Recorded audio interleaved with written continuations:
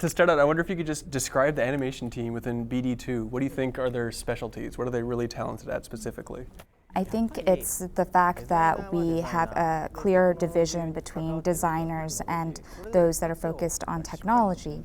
And so people who are working on the technology aspect can purely focus on exactly how things are, staged, how things are presented and expressed. I think most game studios, they talk about how they want all the different groups and specialties to interact and mingle to make sure everyone's on the same page. So it's interesting to hear that you think the strength is that they're very separate. For studios who haven't been able to properly build their teams, the kind of separation and division is kind of an easy way to kind of fail. That said, our studio has spent quite a bit of time on the team building aspect, probably more so than any other studio.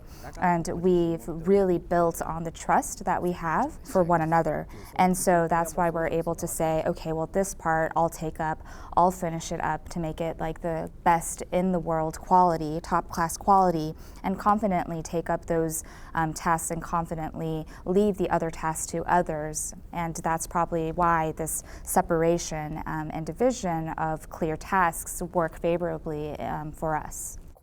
So it's all about how we set our minds. And the biggest aspect is Tabata-san kind of leading the pack.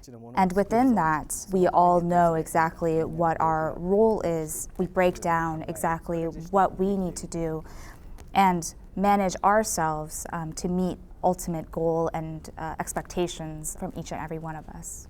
So I myself actually started off on another team, but I kind of fell in love with how Tabata-san is, just his nature, and reached out to him to bring him onto his team and work for him. The biggest point is that he's fair. It really doesn't matter, how long of a relationship you've had with him.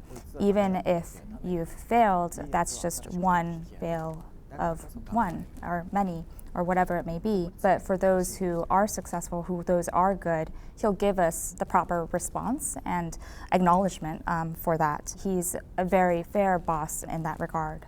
Could you explain how much animation on the team is still keyframe animation versus how much is being motion captured at this point? Yeah, about 80% is mocap nowadays. But when it comes to monsters, that number would probably flip. Most of it is done by hand.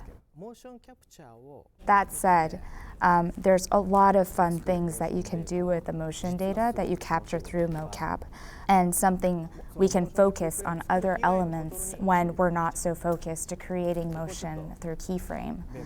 So that part we don't want you to misunderstand.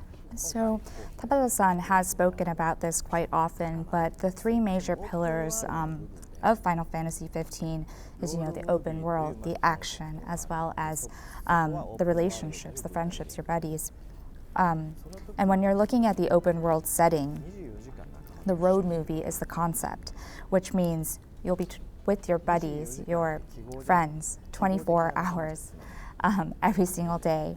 Within the team, we set up a new role that really focuses on building the personalities of the characters.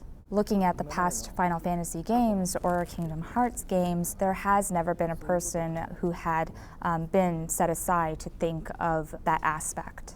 So this person just walks around the development floor and says, Noctis wouldn't run like that? Exactly. For example, how Gladio flicks his nose, or Prompto, whether when his arms are kind of locked in front of him, whether his right arm would be on top or his left arm would be on top. Or, for example, in Disguise, you saw that Prompto would be kind of biting his lip slightly. So those types of little details are all decided by this one person.